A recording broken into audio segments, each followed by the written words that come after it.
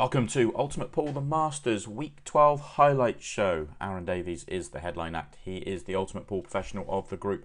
He will take on Mark Williams in our first match. Matsude will take on Cleve Thompson in our second match, and the winners will play in the group final. We join the first match at 1-0 to Aaron. Whereas Aaron was happy with it just a few minutes just to loosen up and wasn't worried about anything more than that because he is so experienced and used to it out there. And when I did speak with Mark just at the start of this match, he did seem pretty cool, calm and collected. Just said, I'm going to have a bit of fun. And he did ask me, my thoughts just on the shot clock because he hasn't played with that before.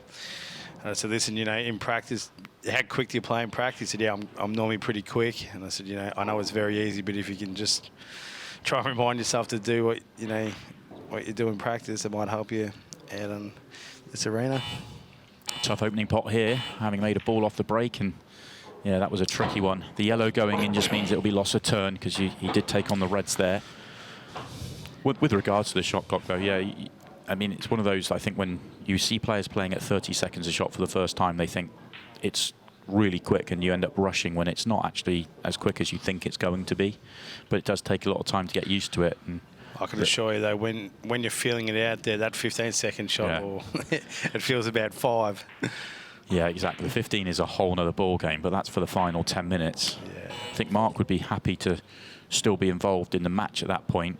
If he's taking the match as deep as there, then I think he'd be happy and, could. That's where Aaron's not comfortable at 15 seconds a shot. So if I was in Mark's camp, I'd be try and hang in as long as possible and take it as deep as you can.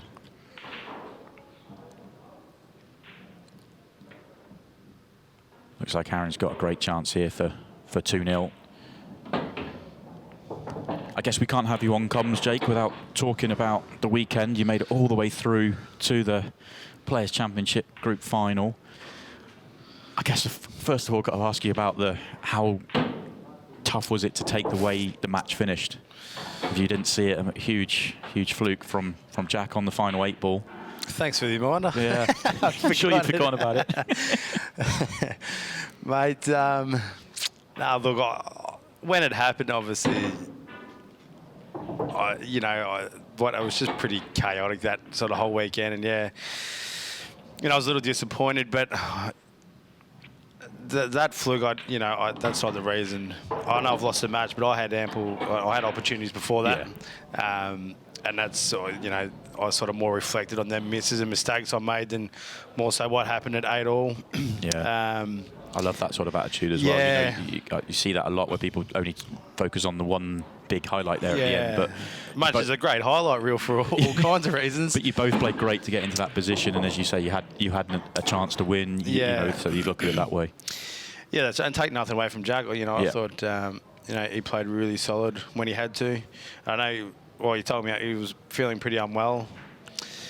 Yeah, I spoke to him yesterday, I think it was, to ask, how you feeling any better yet, mate? And he's really still struggling with it. So whatever it is, it's really still affecting him. But I must admit, when I did, and he played a really, really solid out. Just as Aaron takes a 2-0 lead, he's got a long career ahead of him. Yeah, it's only a matter of time for me. He's been knocking so hard on the door. And also, I know it's not always, sometimes it's smaller events, and sometimes, some of the events he wins on a week in, week out basis, especially up in Manchester area, are really high class fields. But he is a prolific winner, and I think that's a big thing, knows how to go on and win tournaments. Yeah. There is no substitute for winning, regardless of the level of the field.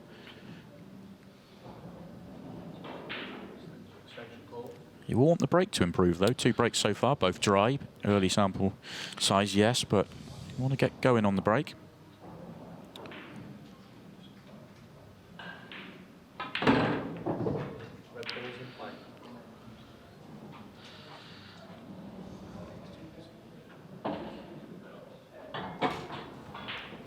Just wonder if this red goes underneath the yellow down to this bottom right-hand corner.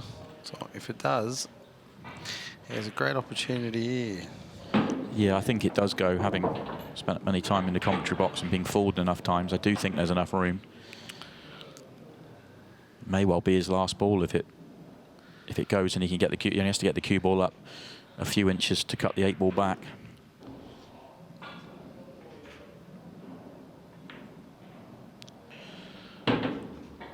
Just a touch short there. And that's you're talking about the table and the environment out there, and obviously playing in this sort of arena for the first time, your cue arm doesn't quite feel your own. Those sort of touch shots where you end up being a few inches out, and then it just gets harder and harder. Yeah. Oh, that helps. Okay, he's come a little bit too far up the table, but Is he on the red next to the black? I think there's a gap.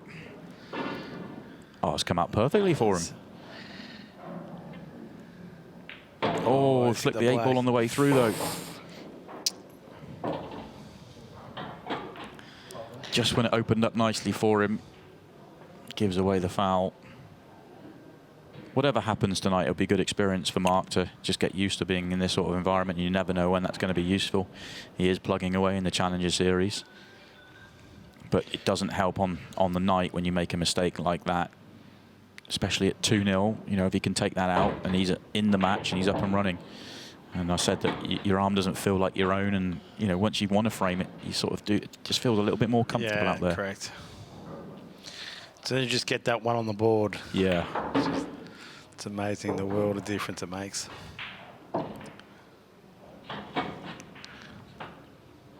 You could see with the foul he just had, there wasn't much positivity in the stroke. It's almost just a little bit of a kind of floating it down there rather than sort of playing it with a little. I know you didn't want to play it particularly hard, but you can still play it as a positive strike.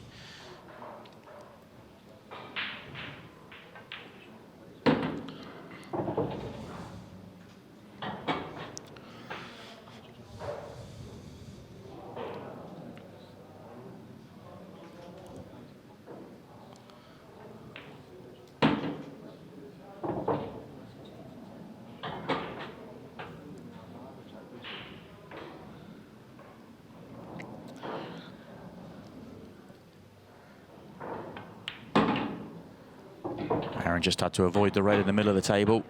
And simple 8-ball for another frame on the board.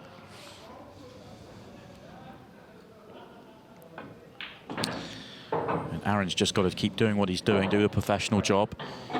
Aaron Davies won the next 2 frames in exactly the same way as well to make it 5-0. Yeah, it's actually been great fun and been great to have the opportunity with Ultimate Pool to film with a lot of players. And it's not just been fun and games on social media, it's been all sorts, you know, with lots of coaching and watch-alongs and, you know, interviews and all sorts of stuff, lots to be released. And of course, Ultimate Pool Extra as well, which I've had a huge amount of fun presenting and hosting as well. So, yeah, if you've signed up to ultimatepool.tv, then check out all that it has to offer, because there is plenty on there.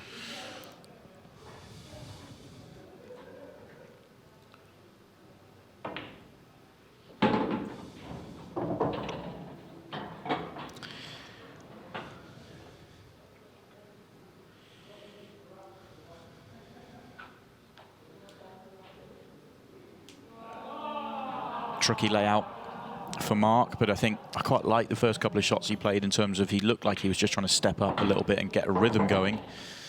But it's not going to do him any good because he's put himself into trouble.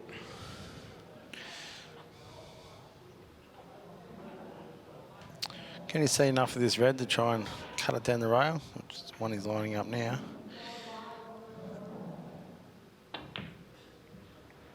Oh, it's a good effort. Oh, it's gone. It's gone. He probably wanted the cannon on the red and yellow as well. That's not happened, but I think he can see enough to snick this in the middle, you know.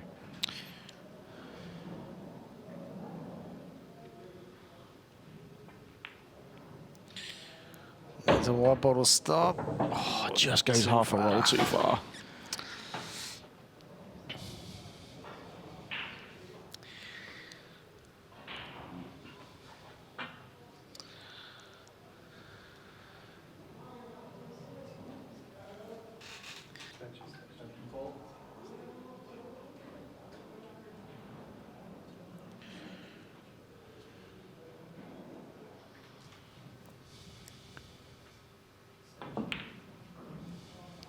Another chance goes for Mark Williams. He's had some chances. Yeah, he's had chance in every single frame. Yeah. And that makes it worse, doesn't it? At some point, the more chances you get, the harder it gets to take the next one, and it just starts snowballing.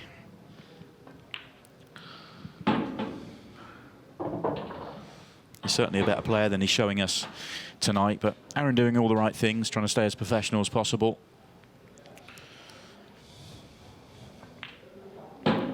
Made a couple of mistakes himself, but mopped up when he's needed to.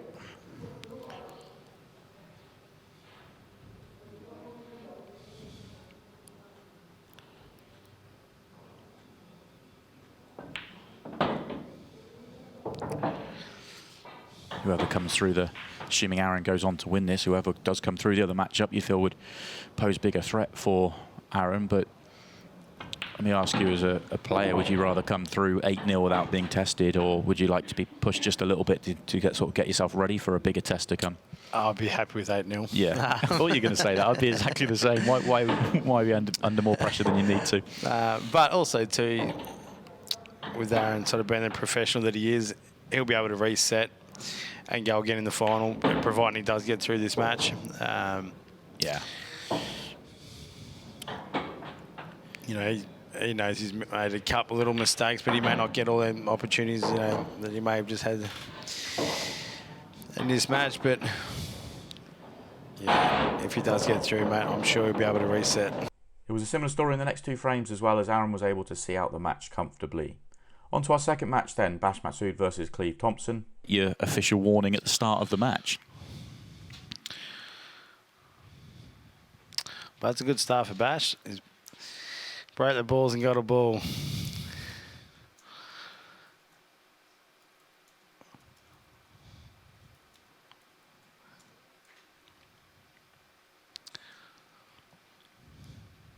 think we saw in the first group game that the opening chance or two is so important, especially when it's your first chance out there, is to settle into the match.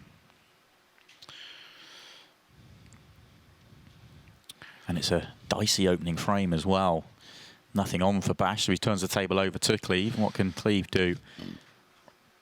Both players will just want a nice big open chance just to get themselves going, get themselves queuing, get themselves into the match.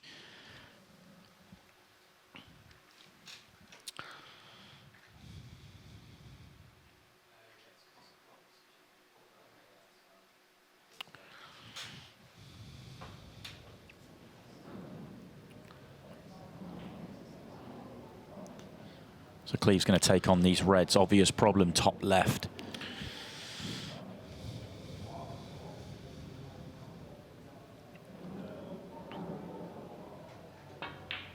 Oh, great effort this.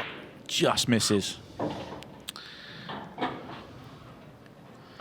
Would you say the tendency when you're feeling, nervous out there, it's your first time in this sort of environment, is to go more aggressive than your natural game, or do you think that's just the nature of the game these days?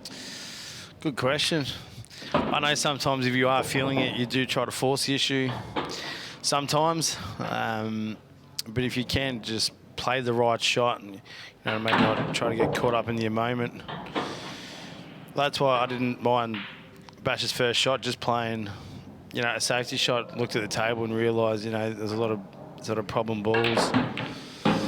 What a great shot, though. Right on cue. Yeah, he's sort of almost, as you were saying, dangled the carrot to Cleve, and Cleve has said, OK. I'm taking it. I'm taking him on, and to be honest, he's going to get to the 8 ball. I don't think he can get that close to the 8 ball.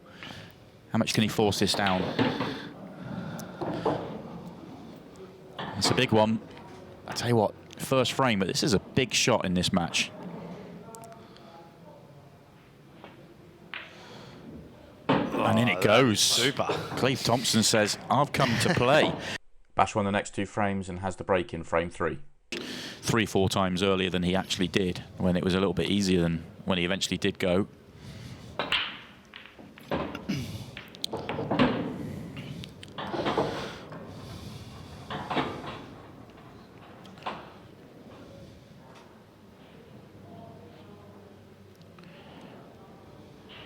Not sure he hit the break particularly well, but they've opened up okay for him. A few problems in terms of a finish. Red at the top, does that go? If not, that's a major problem ball. maybe yellows are your option. But then the yellow on the right-hand side is also a difficult one to work out. I don't mind. If it's me, I don't mind taking this. He's open red, playing it with a touch of right-hand side and trying to just flick the red next to the yellow out the side rail. In the end, you could tell he rushed the shot, used his extension and had to play it on the beeps. Tried to develop the one on the right-hand side, obviously, and hasn't managed to do so. Reds have suddenly become a lot harder. And they're already tricky.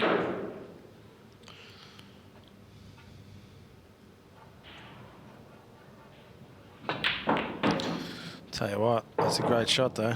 Yeah. And if he's on this red up the top of the table, that could be even better, which he is.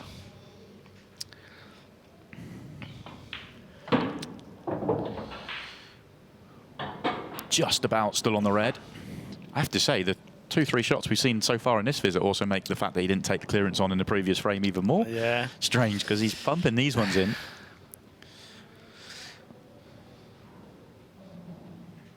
Tough cut, this one.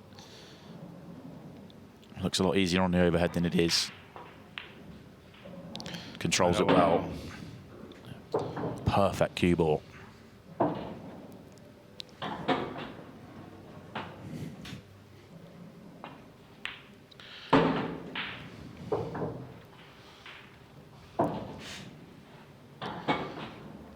That's been a great finish. Before he puts his 8 ball. Yeah, fantastic from Bash. That really was high class. The next 4 frames were shared. Cleve has the break at 4-3 behind.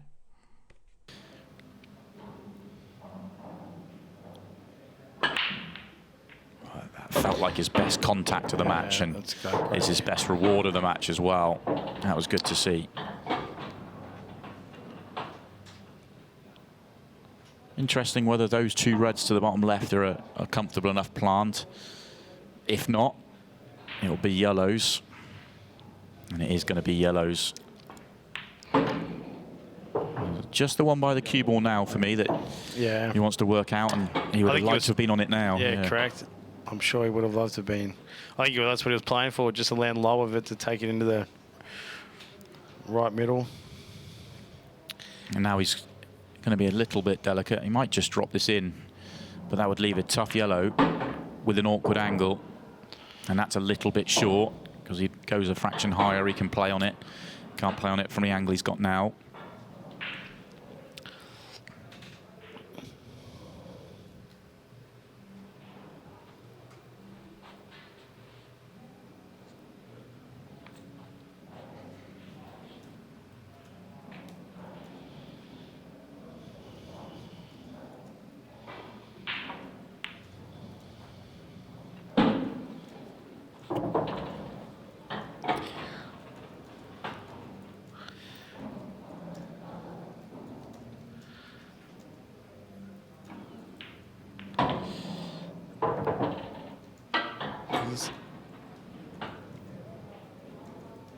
I think he's got a touch too much angle here, but he may be able to play like a soft screw shot to hold the white for the yellow into the middle, which he's able to do. A little short. I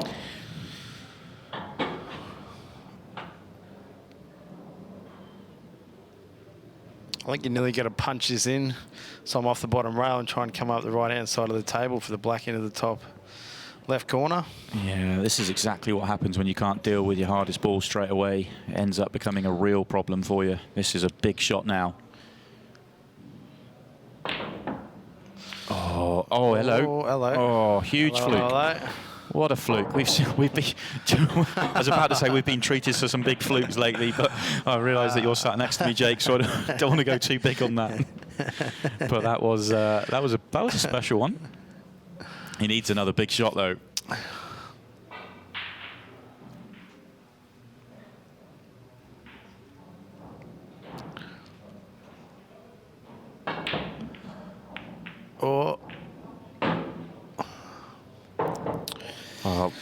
All sorts going on there. Ultimately, he turns the table over. That would cost Cleve Thompson the frame, but he responded with a reverse clearance in the next and is now breaking at 5-4 down.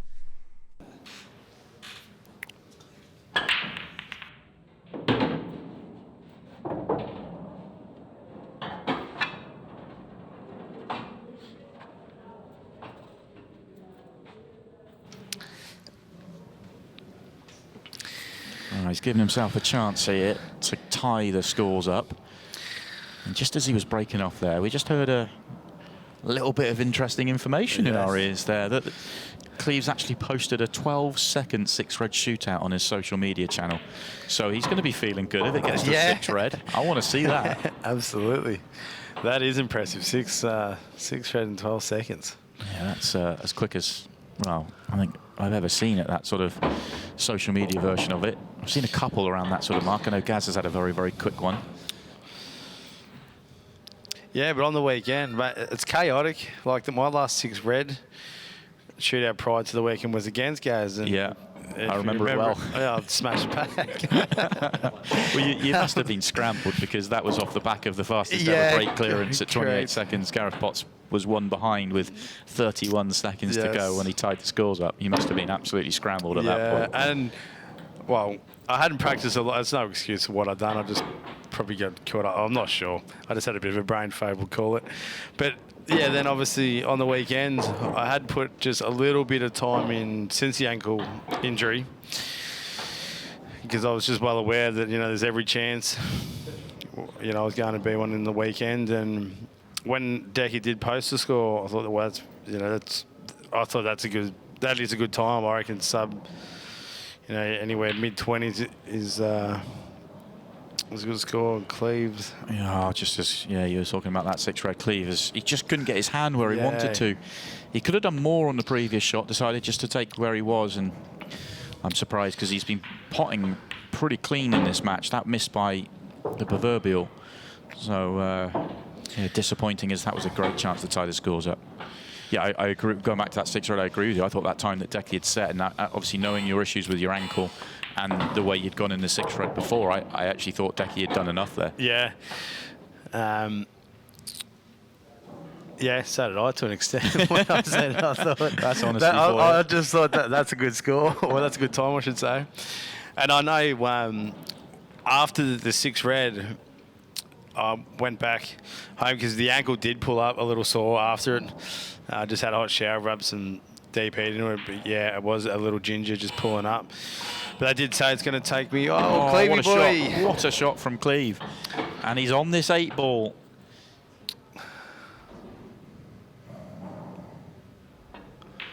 This time he strokes it in. What a moment in this match. Cleve Thompson ties the scores up with something pretty special there. Punishes Bash for not making the counter clearance. Oh, that's big, big difference. 2 frames or no frames. Have a look at this. And we did mention earlier, just, you know, the one rail. Yeah. If you leave the one rail, you give just every chance. Yeah, absolutely. All square with the clock running low, we join Cleve halfway through frame 11.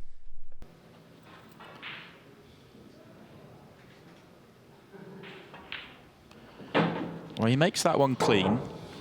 He could have played it off the yellow, which would have opened up the pocket as a potential for the 8-ball.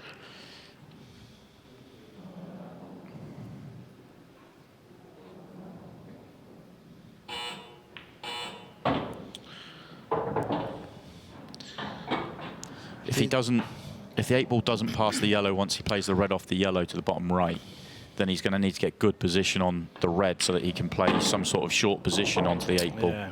So this next shot is absolutely key. There was definitely a case for saying play the shot off the yellow, second or third shot in this visit. He could have come down for it, opened it up early whilst other balls on the table. Doesn't want the bump. Oh, just about on this red, but can't do anything with the 8-ball from here.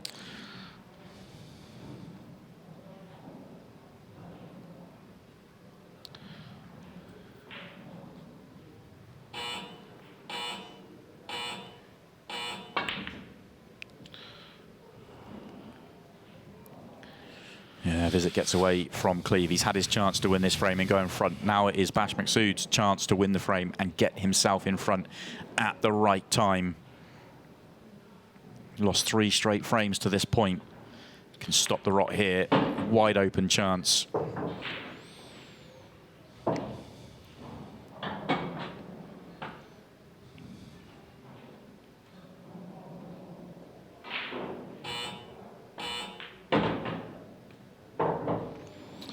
Just a little short there.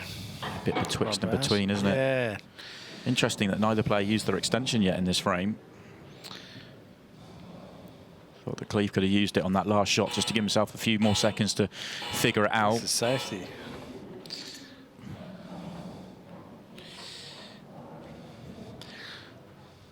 He can see this, and this pots.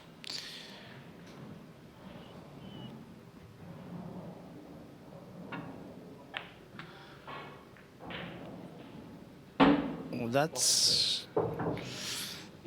No, it's not.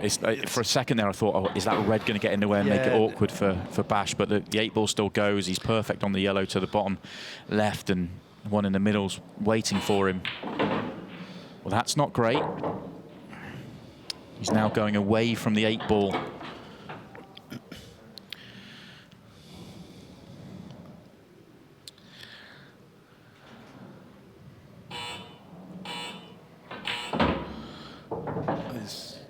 White balls slow down. He's okay. Yeah, just pulls up in time. Excellent shot, actually.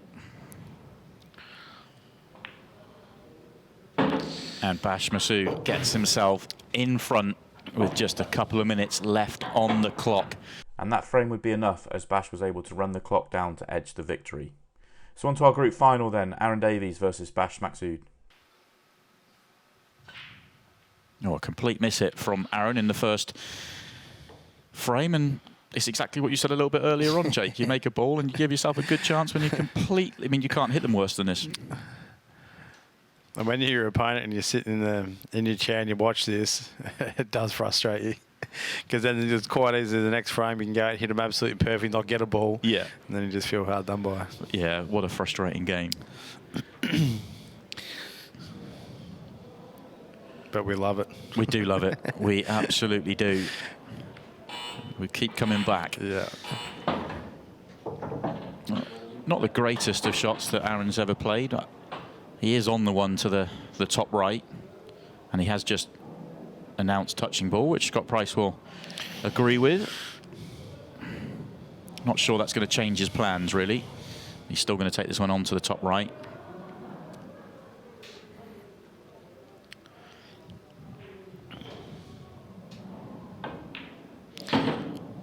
Good shot. Good control of the cue ball there. Now he's in position where he can pick his angles and map out the finish. Aaron wasn't really pushed in the first match, and he did a professional job without ever looking like he was in full flow. I think if Bash turns up and plays a bit better in this match, I think Aaron could find another level himself. Yeah. I just think probably the first half a dozen frames is very crucial. You almost feel like Bash needs to be in touch after 6 frames, and if he's, you know, if he's 4-2 behind, 5-1 behind, he's in real trouble.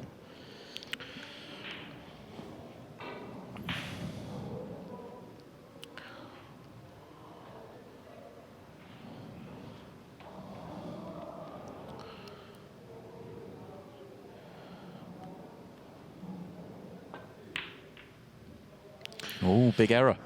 Big error in the opening frame here from Aaron. Just focused on the cannon on the 8 ball rather than the pot. And he misses a fairly regulation ball. And I do feel also too that after now Bash has had a match, you know, out there, like you will feel, you know, better on with the conditions. Yeah, he's had 50 minutes, hasn't he, out in the arena. We'll have a completely different feel for this game than the last. Although that won't help him. That's a little bit of a wide himself. He was trying to make the yellow off the red, but some way from doing that.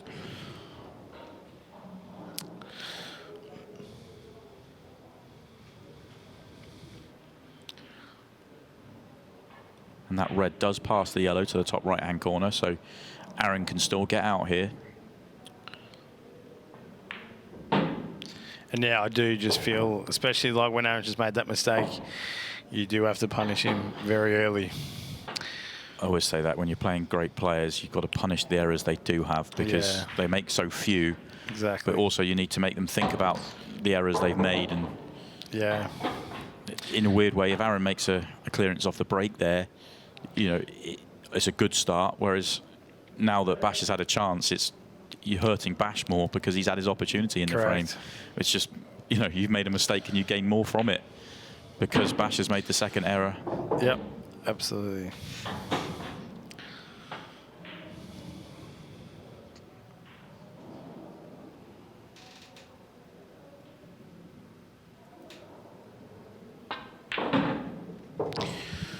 Would have liked to come back a touch further there, Aaron, but he should have no dramas.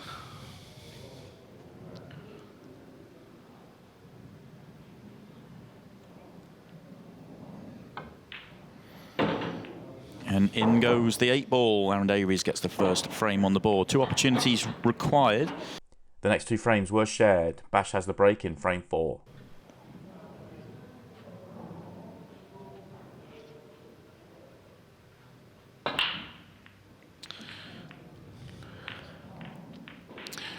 Such a fine line between parking the cue ball in the middle of the table the way he's breaking and getting just a shade too high on it, and all of a sudden the power just doesn't go through the pack at all.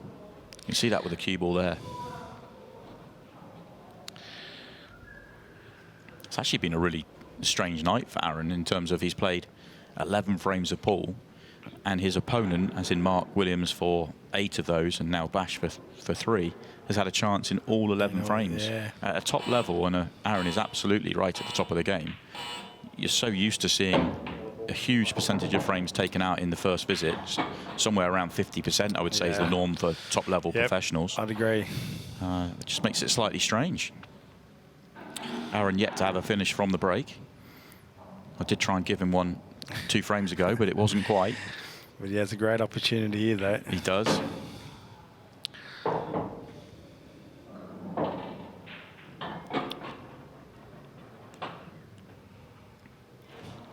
Do you think he'll play the yellow that he's nearest to off the red to open up the 8-ball? Well, I think if he just done past the red, I wouldn't. Yeah, just like that. Yeah, sort of thinking the couple in front. Yeah, I would have liked to come down a touch further, land low, just so you can screw out the middle of the table and take those 2 yellows down the bottom left corner. But you may be able to go around those reds here. She's done well. Very nice. Do think playing one of these off the red just makes the back end of the finish easier, because the yellow to the bottom right becomes last ball and 8-ball would then be waiting. He's played that one clean. He doesn't need to. I mean, he can come across the top of the 8-ball and leave himself a chance to the bottom right. Yeah.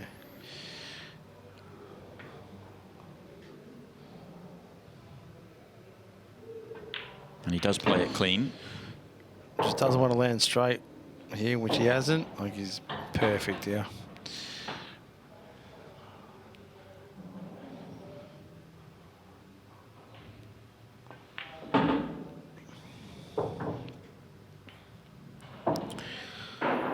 Just choosing not to overcomplicate things, keep it simple.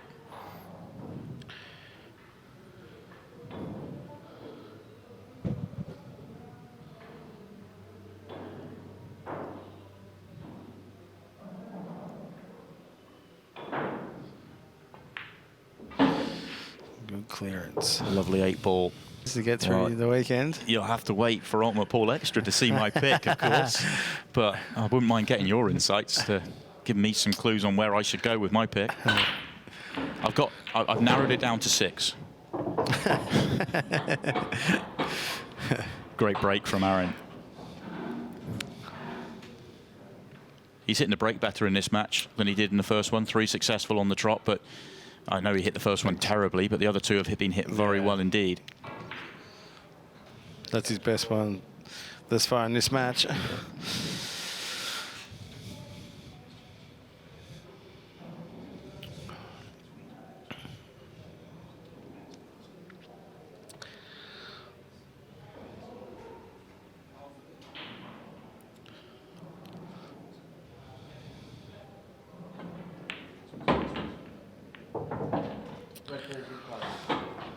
And he's okay there. He can take this red long up the top left corner.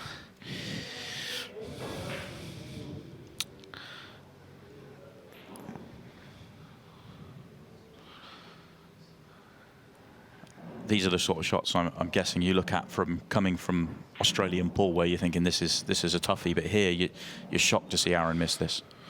Yeah, absolutely. Well, he has missed it.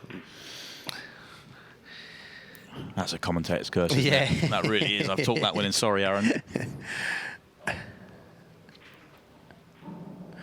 Sort of take it for granted with players these days. They're going to make that sort of shot.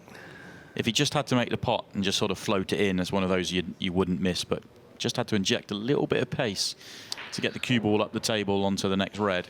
And that bit of extra pace didn't allow it to drop.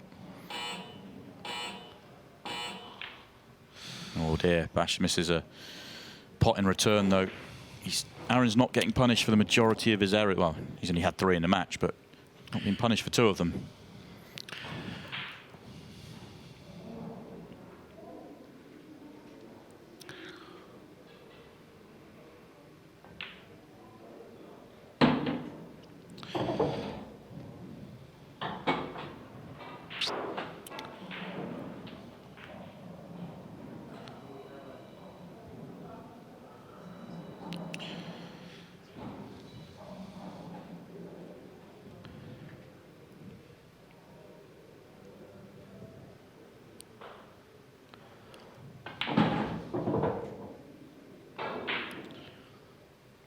Nothing in the way here for Aaron to take out this second chance in the frame.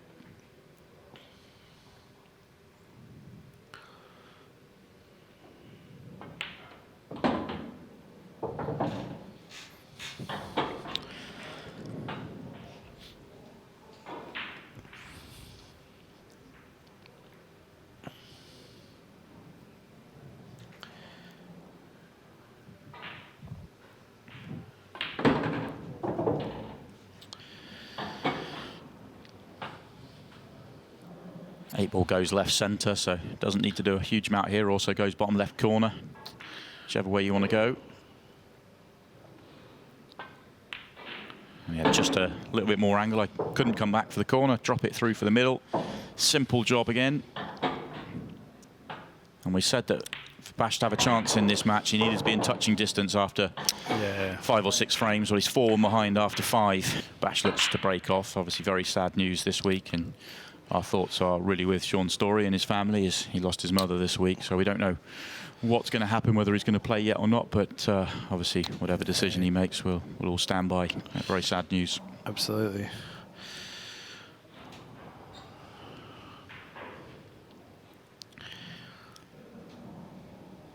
Nearly managed to get past that without letting you have a little pick as well. We've got to get your thoughts on that. We've got to get your thoughts. Wow. I know.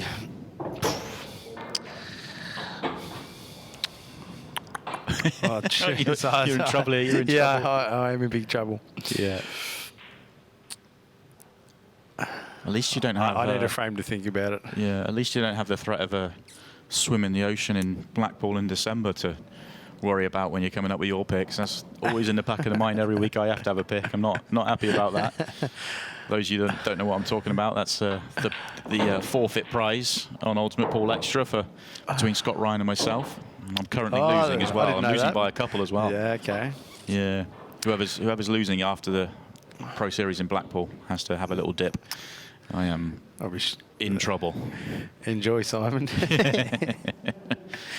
And those that are wondering, and I am completely neutral in the commentary box, but I have picked Aaron Davies for this group, so he could get me one back if he is to complete victory here.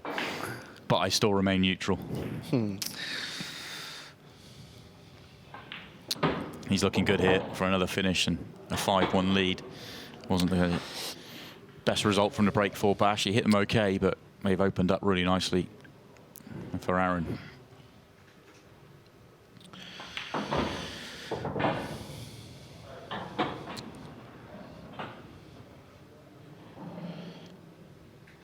You could have done with a tactical frame to give you a few more minutes to work out what you're going to do.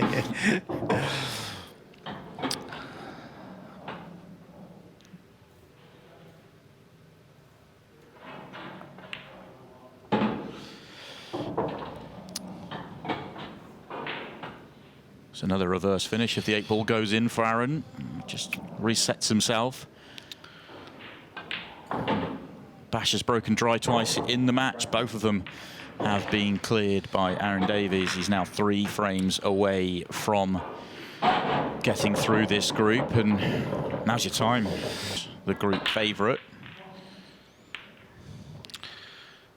That hasn't always played out so far in this year's competition. We've had some of the big favourites come in and come up short. Mick Hill, Tom Cousins came in and didn't hang about. Of course, you're playing in the competition later on in the year. Yeah, I'm not actually 100% sure when I'll play. Oh, I know you play. I've looked it up before. You have? I have, yeah. Let me find out for you. Mate, as you know pretty well with me, mate, I just treat every group the same. They're all pros, and, mate, all I ask for is I just want to take my chances when I get them, if and when I get them.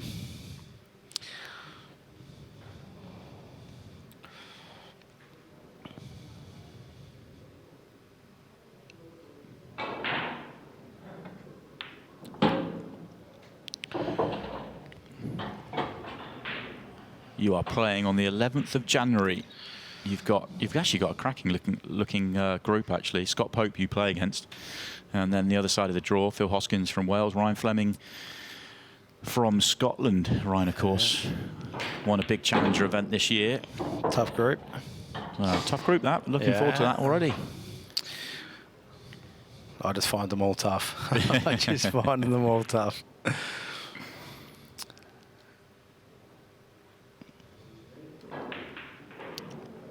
Not the break that Bash needed. He really does need to find his break if he wants to get back in this match. Can't keep relying on Aaron Davies' mistakes. This is an opportunity for a 3rd straight reverse clearance from Aaron.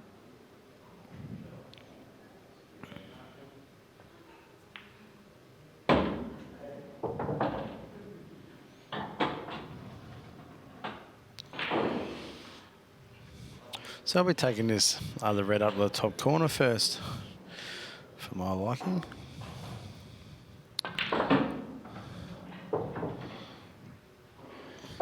Yeah, my guess is the argument for going the way that Aaron's gone is if he goes up the table and leaves a bad angle, then he could leave it awkward if he got too far to the right-hand side of straight. But yeah, he had loads of margin of error. He could go either way, really. Correct.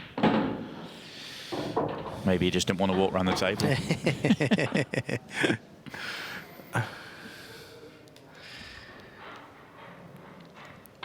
But either way, no mistake. The next 2 frames were shared with break clearances. Aaron has the break in frame 11.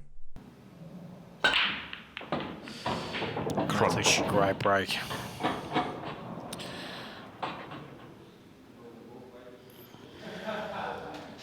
Hit them really well, and probably not the full reward for the break that he maybe deserved. I thought it was going to be a really routine finish when he first broke them open, but it's not without a chance. It's just a line of reds there that are really awkward, and it's easy enough to develop 1 or 2 of them, but to develop them all could be tricky.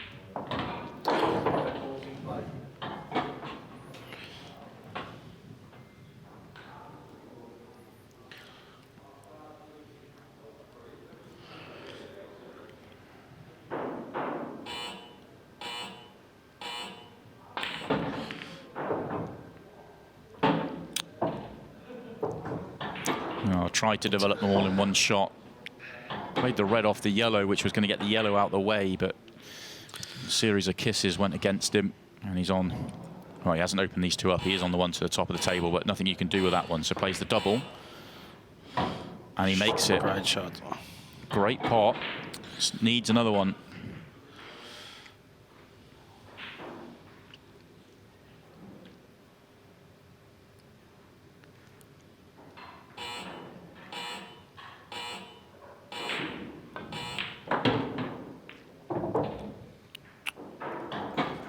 This is definitely a 15 seconds a shot clearance, isn't it? This is you're up against it. You can't quite get them open, and all of a sudden you're sort of digging a hole. But he can still get out here.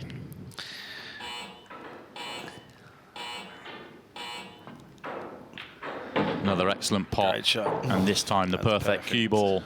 Simplest of tasks to win the match. And Aaron Davies, he came in as the big favourite for this group, and he showed us why. 2 very comfortable victories for the Ultimate Pool Professional. Aaron Davies moves through to the second stage of the Masters. If you'd like to watch the night back, then you can on ultimatepool.tv. Or if you're looking forward to next week, then it is Wednesday night at 28th of September at 6:30. And Scott Gillespie is the Ultimate Pool Professional in the group. Eamon Bounif, Harvey Perry and Josh Goodham are up against him. I'll be back next week as well with another roundup of all the action.